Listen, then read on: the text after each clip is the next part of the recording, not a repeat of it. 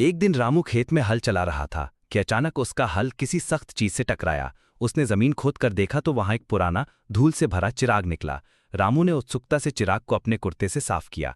जैसे ही उसने चिराग को रगड़ा, उसमें से धुएं के साथ एक विशालकाय जिन्न बाहर निकला। जिन्न ने जोर से कहा, हे मानव, तूने मुझे आजाद किया है, इसलिए मैं तेरी 3 इच्छाएं पूरी करूंगा। सोच समझ कर मांग। रामू हैरान तो था, लेकिन उसने जल्दी ही खुद को संभाल लिया। उसकी पहली इच्छा थी, मेरे खेत की जमीन उपजाऊ हो जाए ताकि मैं अच्छी फसल उगा सकूं।